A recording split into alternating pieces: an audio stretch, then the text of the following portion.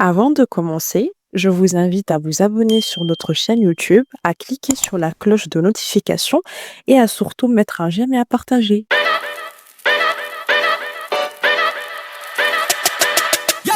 Bonjour, bonsoir à tous et à toutes. Bienvenue dans ce nouveau numéro du podcast de la team 2-0. Comme d'habitude, avec vous, Francis à la présentation.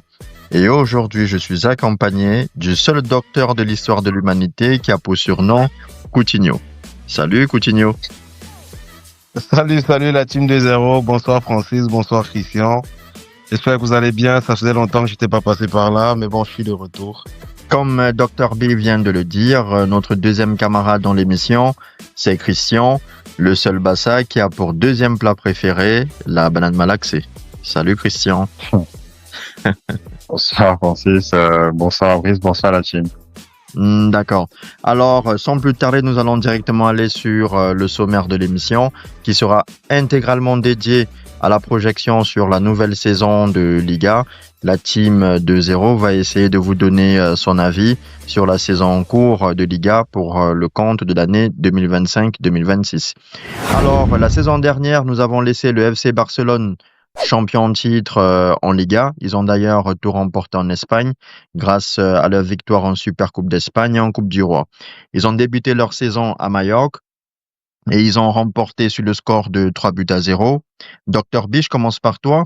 Est-ce qu'on peut dire que cette saison, une fois de plus, nous aurons droit à une confrontation directe entre le Real Madrid et le FC Barcelone, ou alors nous allons assister à un combat triple menace avec l'Atlético de Madrid? Non, pour moi, je vais sur les mêmes bases que la saison dernière. Pour moi, c'est une confrontation directe entre le Real Madrid et le FC Barcelone qui va très certainement se décider à l'issue des deux classicos. D'accord. Christian? Moi je pense que ça se jouera entre Barcelone et le Real de Madrid. Je vois toujours l'Atlético de Madrid est comme l'éternel troisième, un peu comme Arsenal l'éternel deuxième. Donc je pense que le Barça sera sur la même continuité que l'année précédente. Le Real est en reconstruction. On verra bien ce qu'il propose, mais pour moi, le Barça reste favori. D'accord. Alors, le champion d'Espagne, à savoir le FC Barcelone, a vu quelques recrues. L'arrivée du jeune Rooney, si je me trompe pas, le prêt de Oui. Marcus Rashford et l'arrivée de Juan Garcia. Par contre, ils ont perdu Inigo Martinez. Christian, tu gardes la parole. Est-ce que tu penses que ces arrivées vont permettre au Barça de pouvoir améliorer ce qu'ils ont déjà fait durant la saison dernière? Honnêtement, non. Je ne vois toujours pas de valeur ajoutée à ces transferts parce que ils avaient déjà un collectif assez bien rempli durant l'année dernière. Mhm. Moi, je suis beaucoup plus inquiet au niveau des secteurs défensifs. J'ai cru comprendre que on avait essayé de placer Benjamin Bavard. Mhm. Après, ça sera assez compliqué, tant au niveau du recrutement pour trouver des fonds que pour l'enregistrement, pour l'enregistrer pour qu'il puisse participer au match de la Liga. Donc, pour moi, c'est beaucoup plus au secteur défensif que j'ai des inquiétudes. Autant le Barça s'est marqué, qu'ils savent encaisser. J'ai vu le match durant ce week-end. Ils ont fait quand même belle prestation avec un très beau but de Lamine Yamal, mais pour moi, en deuxième mi-temps, ils n'ont rien montré. Pourtant, il était en supériorité numérique avec 2 cartons rouges. Mais comme l'a dit un ami, c'est plutôt quand le Barça est mené, ils accélèrent encore un petit peu plus. Mais quand ils mènent déjà 2-0, c'est un petit peu tranquille. Donc, je pense que pour moi, en tout cas, c'est au niveau du secteur défensif il y a un gros chantier. Mais des recrues, pour moi, non, pas du tout. Il n'y a pas de valeur ajoutée. D'accord, effectivement, tu fais bien d'en parler. Apparemment, Andy Flick a remonté les bretelles de ses joueurs car il estime qu'ils n'ont pas joué jusqu'au bout du match avec la même intensité et il estime que justement pour pouvoir tout remporter le long de cette saison, il va falloir que les joueurs soient beaucoup plus concentrés. Dr B, selon toi, est-ce que tu penses que les nouvelles recrues du FC Barcelone vont permettre à l'effectif qui est déjà assez étoffé d'atteindre tous ses objectifs et de jouer sur tous les tableaux? Bon, je partage l'avis de mon prédécesseur Christian, hein. Je ne vois pas quelle est la valeur ajoutée des recrues du FC Barcelone. Pour moi, la plus importante est celle du nouveau gardien de but. C'est bien Juan Garcia, si je ne me trompe pas. Effectivement. Donc, Marcus Rashford, on sait très bien que c'est pour la rotation c'est pour la rotation de l'effectif. Mais par contre, je pense que ce qu'il faudra surveiller dans ce Barça-là, c'est la marge de progression des joueurs qui étaient déjà là l'année dernière, parce que l'effectif du Barça est assez jeune. Donc, c'est des joueurs qui ont une énorme marge de progression.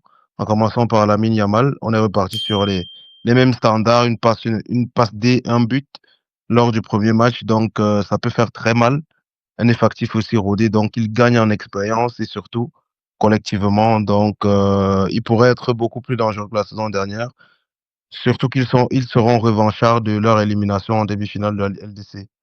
Donc, moi, je me méfierais plus de, de cet aspect-là que de l'aspect nouvelle recrue, parce que franchement, c'était pas trop ça sur le mercato déjà qu'ils ont d'énormes problèmes financiers. D'accord. Alors, si le FC Barcelone est champion en titre, cela sous-entend que le Real Madrid a donc perdu son titre. La saison dernière a été une saison en dents de scie. Ils ont fait les montagnes russes. Le moins que l'on puisse dire, c'est que la saison ratée du Real Madrid a eu des conséquences à travers l'éviction de Carlo Ancelotti et l'arrivée de Xabi Alonso et d'autres recrues à travers Trent Alexander-Arnold, Carreras, Dino Essen et le jeune argentin Mastantuono. Christian, est-ce que tu penses que ces nouvelles recrues du Real Madrid vont permettre de bonifier l'effectif du Real Madrid et permettre à la Maison Blanche de, comme d'habitude, se battre jusqu'au bout avec le FC Barcelone? Bonifier l'équipe, oui, certes, mais après, moi, je reste toujours persuadé que pour que le Real Madrid puisse redevenir, bon, pas redevenir, ils sont déjà le plus meilleur club au monde, le plus grand club au monde, mais je vais dire revenir sur la scène européenne, comme durant les 2, 3 dernières années. Je pense que le stade doit être au rendez-vous. Je Mhm. crois que des gens comme Vinicius, Rodrigo, Bellingham, Tchouaméni, ils doivent retrouver leur niveau. Je crois qu'aussi qu'avec le retour de Cavara, ça pourra leur faire beaucoup de bien, en tout cas. Maintenant, il y a beaucoup de nouveaux joueurs. Il faudra un nouveau système qui pourra marcher. Reste à voir comment la cohabitation entre Vinicius et Mbappé pourra se faire. Donc, moi, je reste assez dubitatif sous la réserve, contrairement, comme je l'ai dit, au FC Barcelone, eux qui sont sur la même lancée. Ils ont déjà un collectif. Donc, voilà, on verra bien ce que le Real Madrid va proposer demain. Alors, Dr B, on a laissé le Real Madrid se faire étrier, laver, démonter, détruire par le Paris Saint-Germain. J'arrive pas à croire que j'ai dit cette phrase, mais bon, c'est la réalité. Nous sommes dans un monde Ouais. réel. Par contre, on avait déjà vu quelques esquisses du jeu à la Xabi Alonso.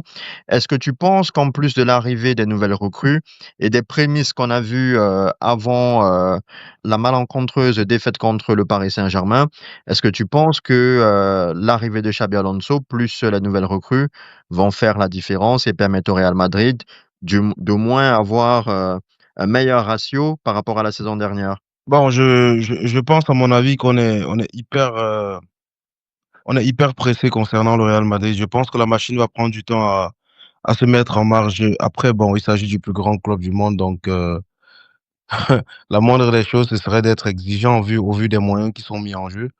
Donc, comme je disais, je pense que ça va prendre du temps à se mettre en place, parce que Xabi Alonso, à peine il prend le Real de Madrid, il dispute sa première compétition. Disons que c'était une entrée en matière pour lui, où il était question de tester certains systèmes, voilà, Mhm. partir sur des acquis de la saison dernière, et peut-être voilà, rajouter quelques personnes, quelques joueurs qui pourraient améliorer le collectif. Mais voilà, en début de saison, il perd Jude Bellingham pour 3 mois. On sait tous à quel point il est essentiel à ce Real de Madrid Il là. a déjà Maintenant, repris l'entraînement. C'est juste une ah ouais, précision. Oui, effectivement. il récupère donc super rapidement. Tant mieux pour les Madrilènes. Donc, je sais pas si Arda Güler va pouvoir jouer le rôle durant longtemps. Ça va être compliqué. Ils ont la nouvelle recrue, Très, la très, nouvelle très recrue compliqué. argentine. Après, il va falloir savoir, est-ce que Rodrigo, il va passer la saison, ou il va partir? Qu'est-ce que ça pourrait faire au vestiaire? Ça pourrait être positif ou négatif. Autant d'éléments. Et surtout, le nœud du problème, ce sera vraiment, comme Christian l'a dit, la cohabitation Vini Mbappé. Ça, franchement, le Real va faire tout ce qu'il veut, mais il pourra pas échapper à ce problème-là. D'accord. Il pourra pas échapper à ce problème. Tant qu'il n'y a pas une tête de gondole désignée, je crois que ça va toujours être compliqué. Chacun va vouloir jouer pour ses stades parce que de toute façon, tous seront concurrents au Ballon d'Or. Bon, enfin, pas celui d'octobre, je veux dire le prochain. Effectivement. Donc, chacun veut avoir les meilleurs stats possibles. Ouais, mais après, si je puis me permettre, on est en année de Coupe du Monde. Donc, celui qui veut Oui, gagner le mais, Ballon d'Or, il faudra passer par la Coupe du Monde. ouais, mais peu importe, même Coupe du Monde, si tu es pas meilleur buteur de ton club, je veux dire que c'est pas toi qui portes déjà le club, bah, Ouais, c'est pas faux, c'est c'est pas faux. déjà, tu as déjà disons, des points en moins. C'est pas encore perdu, mais tu as vraiment des points en moins. Parce que des joueurs comme Mbappé ou Vini, l'institution pèse tellement que il suffirait d'une saison moyenne en club et d'une belle Coupe du Monde pour avoir le Ballon d'Or. Mais la saison moyenne déjà en club, il faudra la faire. Individuellement parlant, bien sûr. D'accord. Alors, je comprends, le fait que vous soyez, dubitatif par rapport au Real Madrid et je partage votre point de vue. Effectivement, je pense que le FC Barcelone a une longueur d'avance par rapport au Real Madrid. C'est un projet qui n'est pas à son début. Ils ont déjà une année d'expérience avec Hansi Flick et ils sont forts, de leur victoire, sur le plan national et de leur évolution en Ligue des Champions. En ce qui concerne le Real Madrid, je pense que tout va dépendre de Xabi Alonso. S'il réussit à faire en sorte que non pas les joueurs jouent pour eux, parce qu'ils ont déjà une motivation à savoir la Coupe du Monde, donc forcément, pour être recrutés, pour être sélectionnés, ils vont tout faire. Pour certains, pas pour la plupart, mais pour certains, ils vont devoir être donner le meilleur d'eux-mêmes pour pouvoir être candidats à la sélection nationale pour la Coupe du Monde.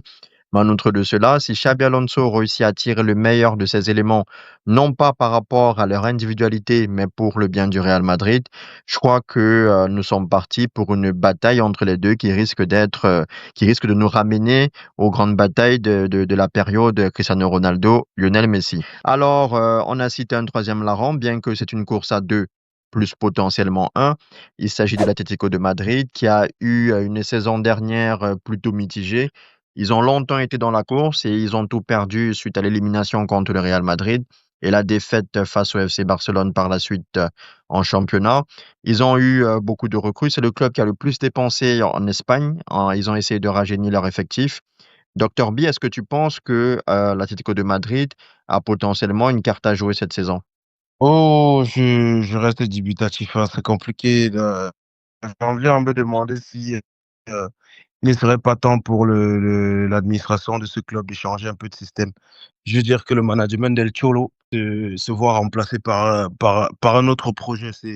C'est compliqué. Ça fait trop longtemps, je voulais dire, que l'Atlético a vu une finale, que ce soit en LDC, en Coupe d'Espagne ou même, voilà, peu importe, une finale majeure. C'est vraiment compliqué. Malgré tout l'argent qui est dépensé, malgré tout, euh, je pense qu'il est parmi les entraîneurs les mieux payés au monde, en plus. Effectivement, il est dans le top Donc, 2. je trouve qu'il y a beaucoup trop d'argent dépensé pour les résultats voilà, le résultat apparent. C'est vraiment un déphasage. Mais malheureusement, encore cette saison, je ne les vois pas dans la bataille finale, franchement. D'accord. Christian, est-ce que tu penses que l'Atlético de Madrid va pouvoir jouer son va-tout cette fois-ci? Non, non, non, je ne... Moi, j'aime voir le match parce qu'il y a Julián Alvarez. Après, Mhm. je suis pas trop emballé, propose le même style de jeu. Donc, ils pourront peut-être poser parfois quelques difficultés. Ouais, faire peut-être un bon début de championnat. Bon, c'est vrai qu'ils ont perdu hier, mais non, je ne vois pas. Je crois qu'il faudra une belle campagne en Champions League, mais sans plus. Je pense qu'il D'accord. faut beaucoup de changements dans ce club pour espérer quoi que ce soit. D'accord, je partage votre point de vue. Je pense effectivement qu'il est temps que Cholo Simeone laisse ce club. C'est lui qui est l'emblème, l'esprit, le visage de ce club. C'est grâce à lui si ce club a atteint un tel niveau de popularité, un tel niveau de performance durant ces dernières saisons à travers ses deux ligues remportées et sa Ligue Europa. mais j'ai l'impression que cette saison, ils joueront le rôle d'arbitre. Je pense que c'est eux qui vont déterminer qui du Real Madrid et qui du FC Barcelone sera champion d'Espagne en fonction de l'une de ces deux équipes qui se cassera les dents contre l'Atlético de Madrid.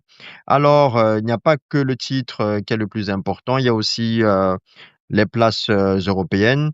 Et à ce titre, il y a plusieurs équipes qui peuvent prétendre que ce soit à la quatrième place en Ligue des Champions ou aux autres places de Ligue Europa, avec l'Atlético de Bilbao, Villarreal ou encore des clubs comme la Real Sociedad ou Mallorca.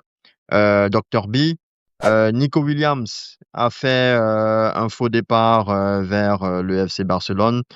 Certains estiment que c'était un moyen pour lui de pouvoir prolonger et d'avoir une sorte de vraie revalorisation salariale, pas les histoires de Donnarumma, je dis ça, je ne dis rien. D'autres estiment que il n'a pas voulu jouer dans un club qui n'était pas capable de l'inscrire. Est-ce que tu penses que Bilbao doit être la quatrième force de ce championnat? Bon, je pense pas qu'ils doivent être. Je crois que même dans le jeu proposé, ils le sont. Donc, franchement, je pense qu'après, l'Atlético est de peu. Et parce que je pense que ça pourrait changer cette saison. Parce que si l'Atlético ne rehausse pas son niveau de jeu, je crois que Bilbao ne serait pas loin de les dépasser cette saison. Mhm, Voilà, ils ont commencé sur les mêmes bases que l'année dernière. Victoire, pas contre n'importe qui, contre Séville, avec notamment un excellent match de Nico Williams, qui a eu une note, je pense, de mhm. 9,2, si je ne me trompe pas. Donc, après, franchement, je peux comprendre sa décision qui est de rester à, à, à Bilbao, parce que Barcelone, aujourd'hui, il te donne aucune garantie d'inscription sur la liste de la Liga. C'est compliqué financièrement. Franchement, Barcelone a recruté quel grand joueur. Je veux dire, quel grand joueur encore à son prime, qui a la fougue de la jeunesse, etc., depuis 2 saisons. C'est compliqué. Ils ne prennent que des joueurs comme Lewandowski ou Marcus Rashford qui ont déjà roulé leur boss ou qui veulent juste se relancer. C'est compliqué. Il faut l'admettre. Donc, après, sur le coup, les Barcelonais vont en vouloir à Nico Williams. Mais bon, il va falloir comprendre ça. Il est jeune, il est tout jeune. Un mauvais choix pour lui en ce moment de sa carrière, ça risque de lui coûter énormément. Donc, voilà, il n'y a pas que vouloir jouer avec son pote Lamine. Il y a plein d'autres défis. Après, je pense que l'Athletic Club a mis une pression folle aussi, hein, dans ce dossier-là pour qu'il reste. Je pense que c'est la saison dernière, il voulait gagner l'Europa League à domicile, c'est bien ça? Effectivement. Cette saison, je ne sais pas quelles étaient leurs motivations. Et en plus, il a prolongé pour un très très long contrat. Donc, honnêtement, je ne connais pas les réelles raisons, mais bon, je ne peux que lui souhaiter de faire une belle saison. Et voilà, ça pourrait être un prétendant au Ballon d'Or, mais voilà, vu le niveau de l'Athletic Club, c'est assez compliqué s'il ne joue pas le titre. D'accord.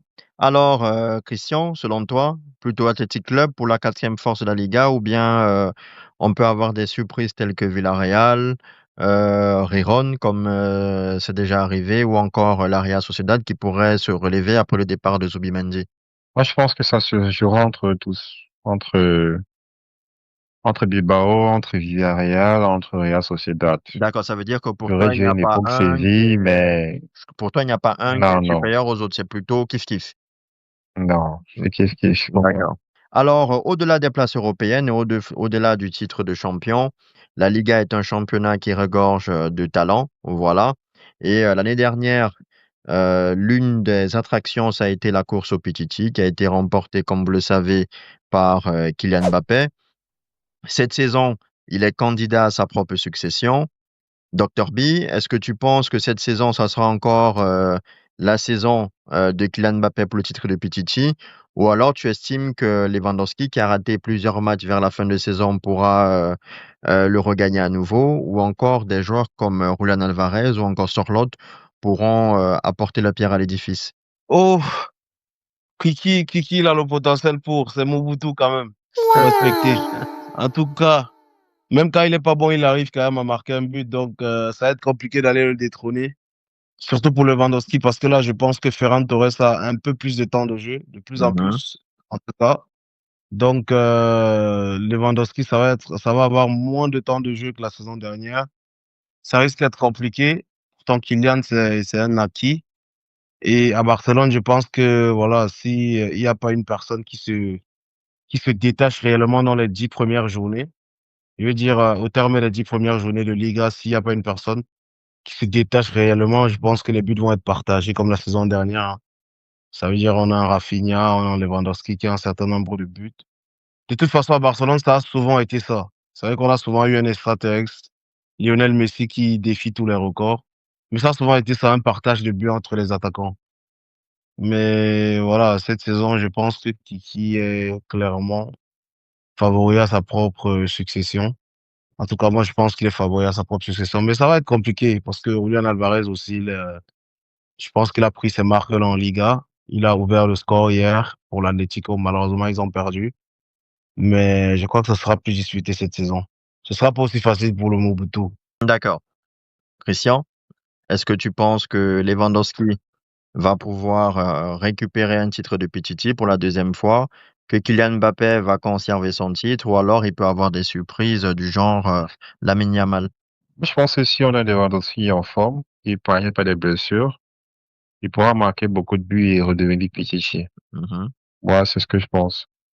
Euh, Alvarez, je pense pas qu'il est dans une équipe où il pourrait être dans les meilleures conditions pour marquer beaucoup de buts. Je crois qu'il pourra avoir beaucoup de difficultés. Quant à Lamine Yamal, il pourra marquer des buts, mais moi, je ne le vois pas encore franchir le cap en 15, 20, 25, 30 buts. Je ne le vois pas encore. Pourquoi? Parce que lui, déjà pour moi, c'est un joueur qui est altruiste, contrairement à Kylian. Mhm. Il fait beaucoup de passes dès qu'il marque. Et à côté, quand je vois Barcelone jouer, moi, je vois avant tout une équipe. Je ne vois pas des joueurs qui cherchent avant tout Lamine Yamal, qui jouent pour lui, si je peux dire ça comme ça, un peu comme à l'époque de Messi. Kylian, lui, par contre, on sait qu'il a toujours eu à marquer, il marquera toujours. Mais par contre, pour moi, ça reste à voir.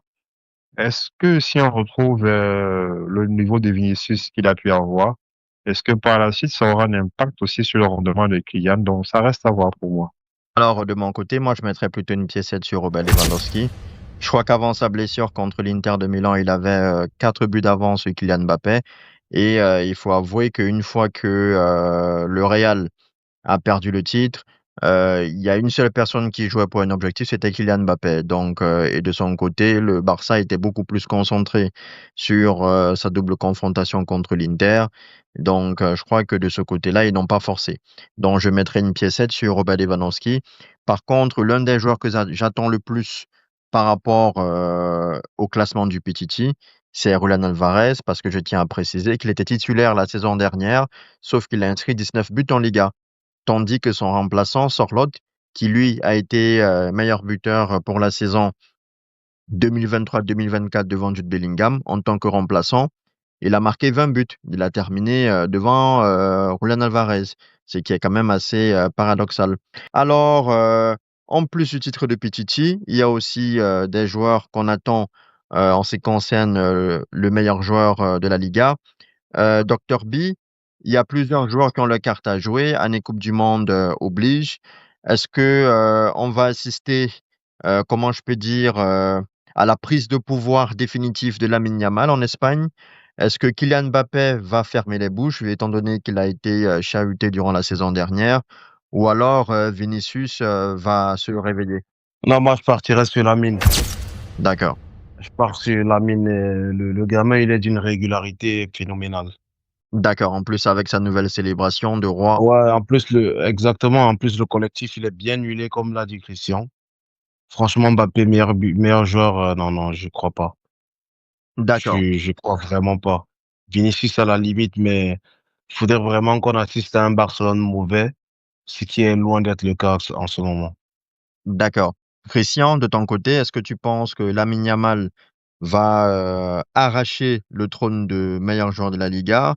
Est-ce que tu penses que Rafinha va conserver son trône parce que c'est aussi un joueur qui est attendu, ou alors tu attends beaucoup plus Vinicius ou Kylian Mbappé? Moi, j'attends Vinicius beaucoup plus. J'attends de voir s'il va revenir à son meilleur niveau, s'il enlèvera cette image de lui qu'on a depuis qu'il a perdu le Ballon d'Or. Donc, moi, c'est beaucoup plus lui que j'attends. Est-ce que Yamal pourrait être meilleur joueur? Oui, c'est possible, tout comme Rafinha. Mais à condition aussi que physiquement, il soit épargné par les blessures. N'oublions pas que l'année était longue et elle le sera encore. Mais je crois que c'est pour ça qu'ils ont aussi recruté Rooney pour reposer un petit peu Lamine Yamal, qui pour Mhm. moi est un très bon joueur. J'ai eu à voir quelques de ses vidéos. Donc, s'ils ne sont pas épargnés par les blessures, que ce soit Rafinha ou Lamine Yamal, c'est possible qu'ils puissent devenir meilleurs joueurs. Parce que pour moi, le Barça gagnera les titres sans aucun doute. Mais pour moi, ma plus grosse attente, c'est Vinicius. D'accord. Alors, de mon côté, du cœur, je partirais beaucoup plus sur Vinicius Junior. Mais étant donné qu'il m'a déjà donné énormément de joie et de plaisir les années précédentes, et j'aimerais que ce soit toujours ainsi, je vais quand même aller au niveau de mes attentes sur Kylian Mbappé. Je crois que c'est la première saison de sa carrière où la saison dernière, il a été vraiment chahuté.